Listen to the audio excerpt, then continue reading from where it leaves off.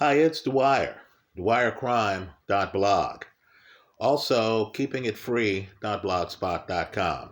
Today is December 7th, 2023. Let's revisit the Betty Wilson murder case out of Alabama. Let me try to answer a concern raised in the comment section of the video. Let's make this interactive.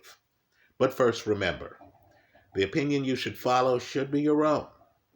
Just consider this video to be a second opinion from a complete stranger online. Now, first, let's give a hypothetical so that we can conceptually be on the same page here. Now, let's say I live on a block where there is a terrible neighbor who's terrifying everyone. Right? My neighbors and me, we're upset. This guy's doing things to intimidate our kids. He's doing things we find completely unacceptable. Now, let's say I'm a closet sociopath. Let's say that I decide to hire someone to kill this awful neighbor. Right? This is a hypothetical. No one let their imagination run away with them, please. Right? But let's say I hire someone to kill this neighbor. Right? So I hire Joe and I pay Joe. Right? I do an act in furtherance of the murder for hire. Right? I solicit Joe for the murder. I pay Joe to murder the neighbor. But let's say while Joe is all set up to do the murder, right? He and I talk, I give Joe plans, a map on where this bad neighbor lives. I give Joe a schedule on where this neighbor is going to be. Let's say someone else beats us to it, someone who doesn't know that I've murdered Joe to kill this awful neighbor. Let's say one of the other neighbors independently kill the very neighbor I was planning on having killed. Right? Well, I think we would all agree that in that scenario, while I'm certainly guilty of solicitation to commit murder, after all, I did solicit Joe to kill my neighbor, right? While I'm guilty of that, right? Possibly conspiracy to commit murder because I was conspiring to commit a murder. I'm not guilty of the murder itself because the guy I hired had nothing to do with the actual person who committed the murder. Well, let's talk about the Betty Wilson case. As you may know, there are many groups of law students who have, over the years, tried to get Betty Wilson's conviction reversed. You have many people who believe that Betty should not have been convicted. Understand, too, the murderer, James White, implicates Betty's sister, Peggy Lowe, in the conspiracy to kill Peggy's husband. But of course, the jury in the Peggy Lowe trial disagreed with the charges. They didn't believe Peggy Lowe was part of any conspiracy. Put simply, they disagreed with the prosecution's theory in the Betty Wilson case. So let's try to sort through all of this, and let's try to answer critics who believe that there's a legal hole in the Betty Wilson conviction. What I'm going to do here is to read from a portion of a brief that was submitted in the Betty Wilson case. right? Here in the brief is a little blurb on the testimony of Dr. Joseph Embry, who was the forensic pathologist for the Alabama Department of Forensic Sciences, who actually testified at the Betty Wilson trial about the manner in which her husband died. Right? Let me read this. It's short. It's 3 paragraphs. The state's evidence tended to show that the body of Dr. Jack Wilson was found in his home on Boulder Circle in Huntsville, Alabama, on May 22, 1992. He had been severely beaten around the head, arms, and hands, and had been stabbed twice in the chest. A bloody baseball bat was found approximately 5 feet from the body.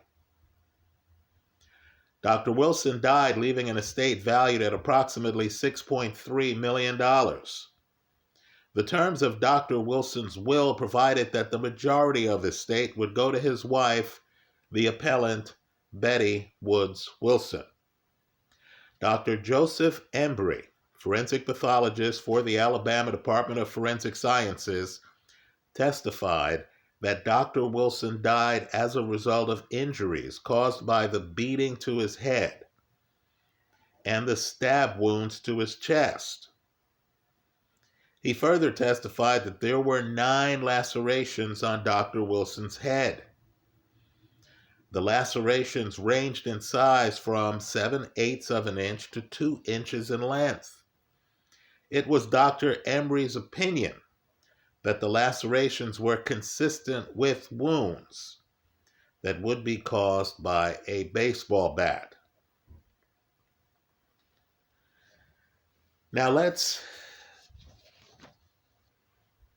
jump to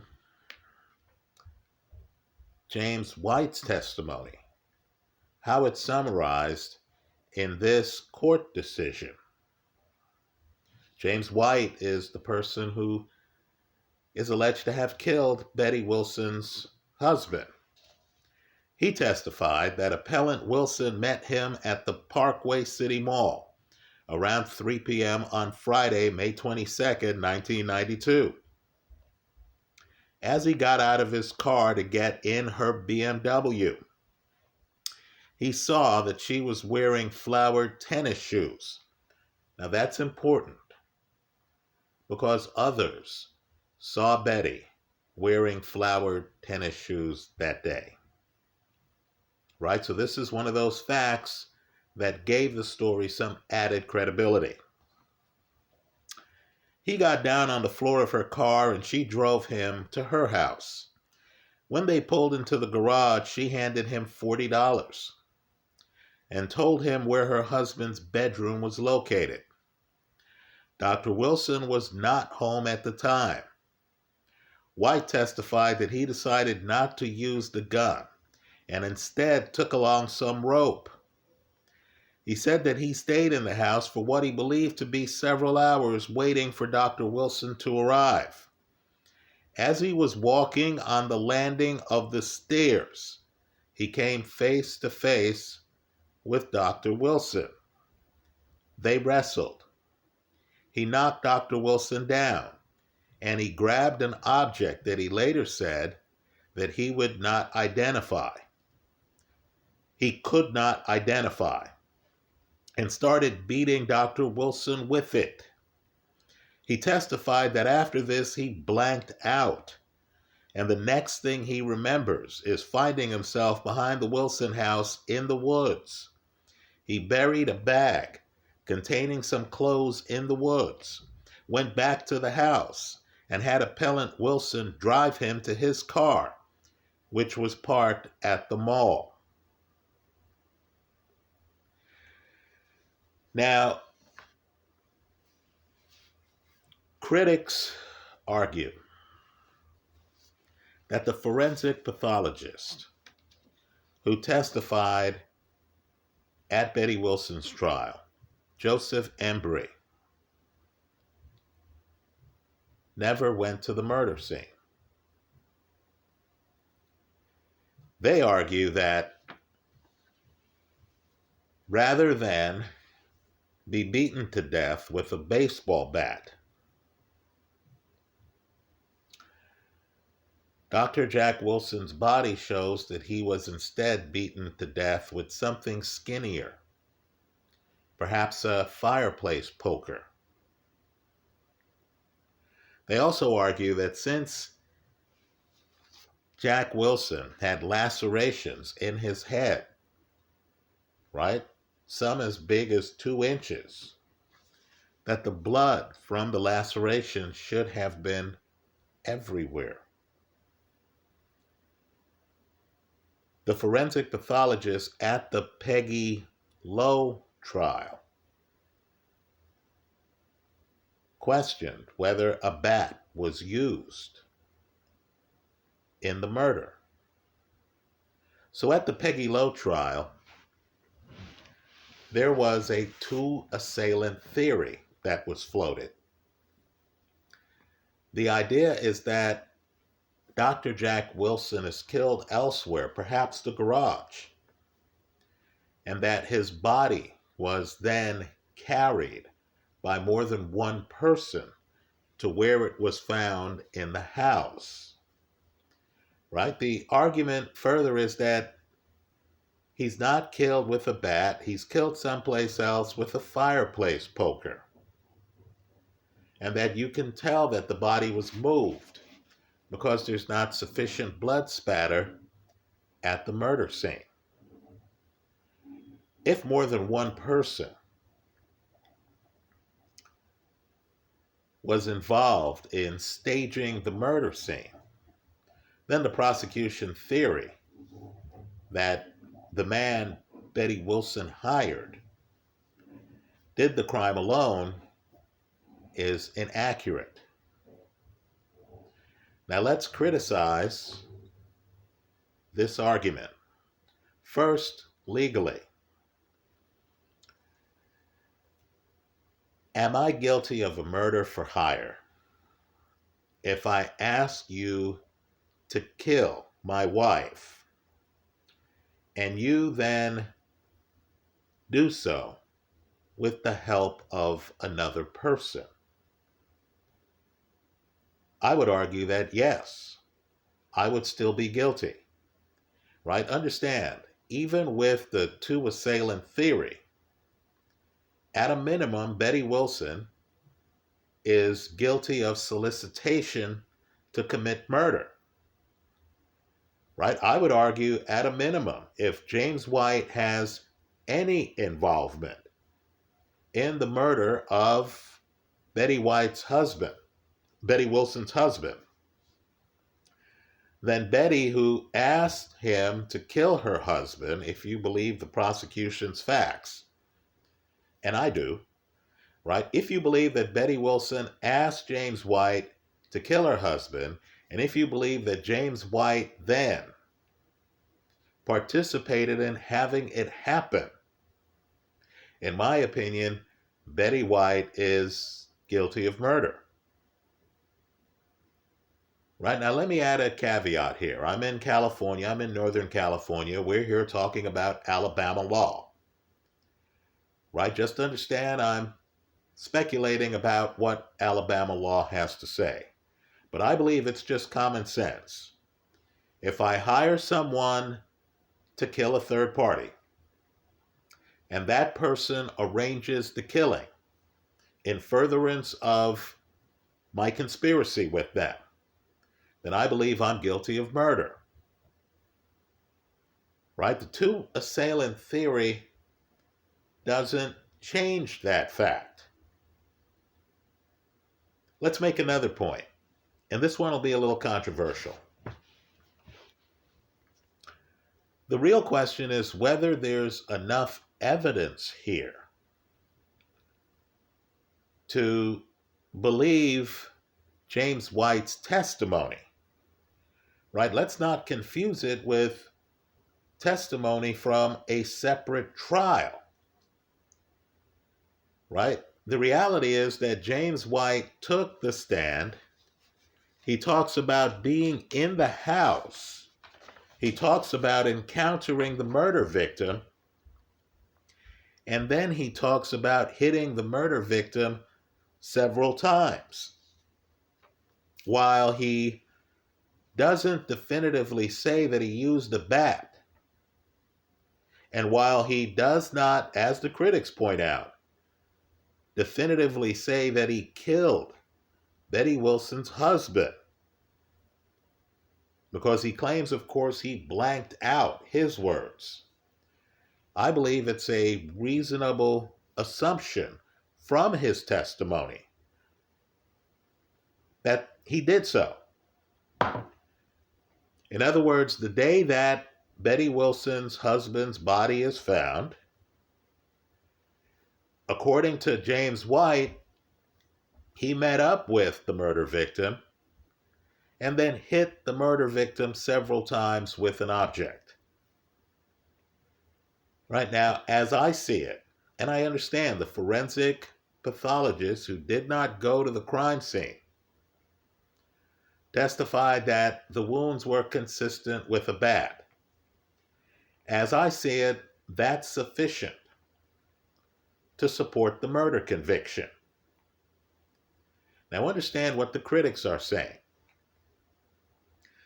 The critics are saying that without a definitive statement from James White as to what he used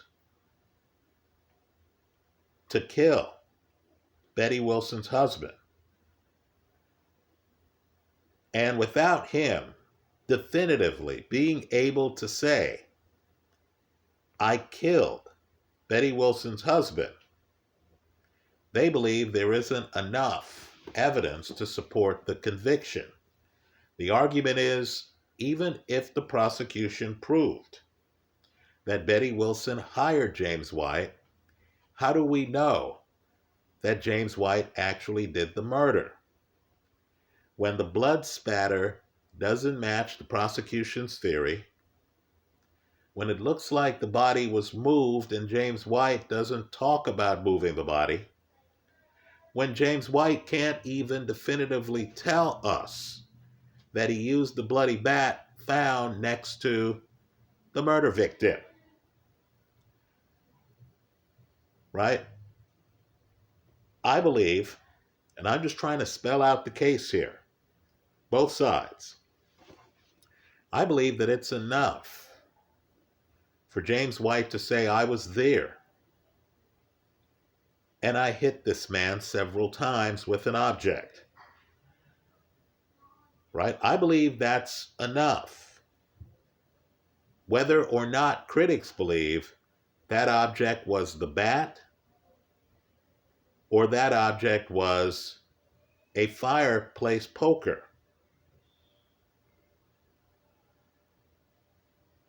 right? I understand too, and here's where the lawyers come in. I understand too that people will say, look, your head has a lot of blood in it. Head injuries bleed a lot. If I'm to believe that this man was hit several times with a bat that was bloody, there should be a lot more blood. After all, isn't there a lot of blood on the bat? Isn't the assumption, if I'm hitting you with a baseball bat, that I'm swinging the bat and that blood on the bat is going to be all over the walls? Well, the problem is Betty Wilson's attorneys didn't fully pursue that line of reasoning. The other problem is we know James White saw Betty that day because James was able to accurately describe her shoes.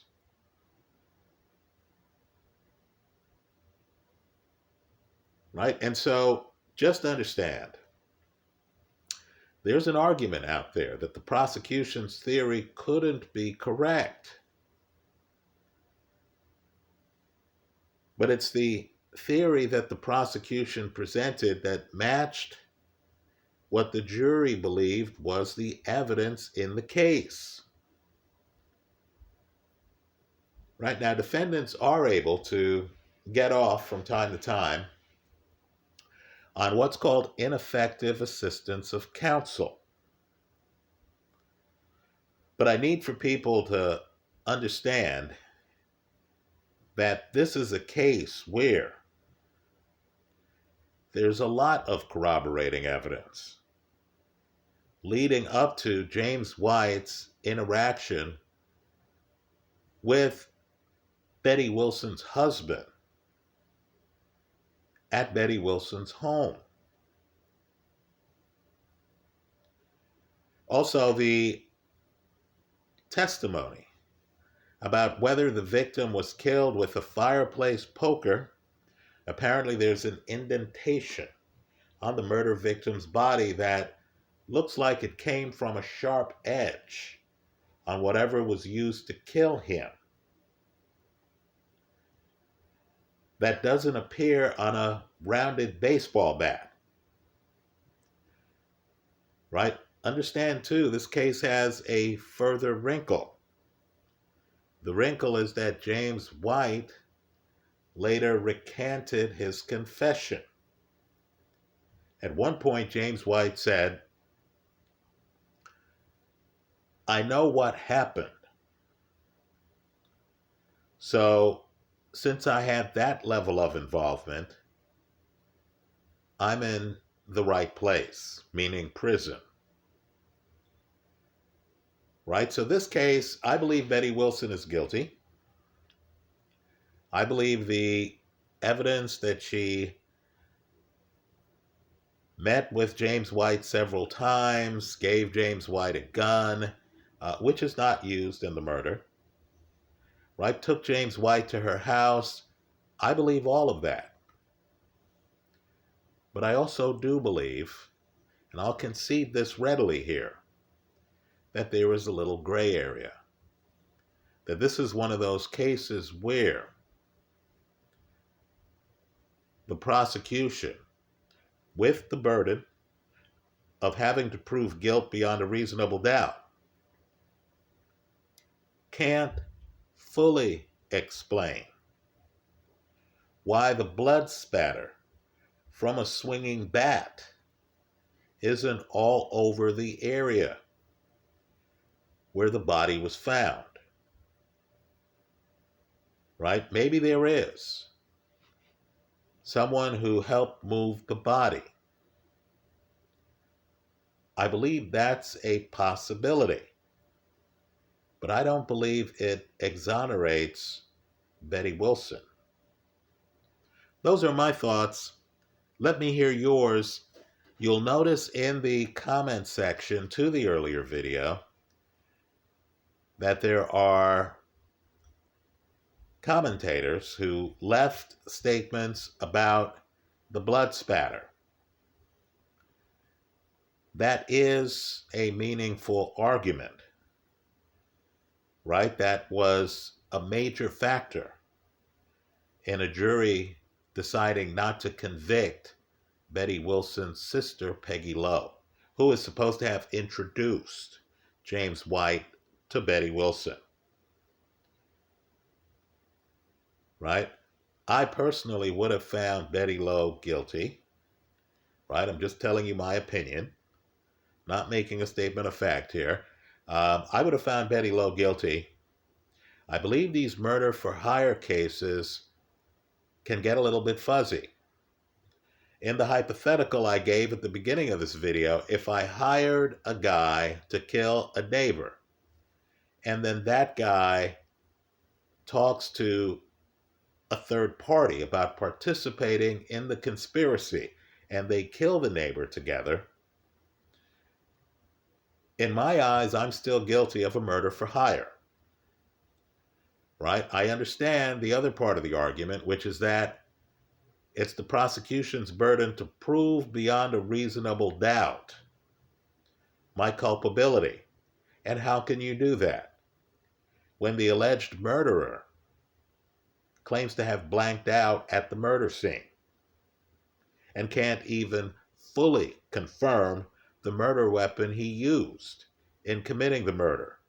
Here, I believe we have the murderer telling the jury, I was at the murder scene, and I personally hit the murder victim several times. Right? Keep in mind, the murder victim is stabbed as well. Right? In my eyes, that's enough. Let me hear your point of view. I hope you leave it in the comment section of this YouTube video. Thanks for stopping by.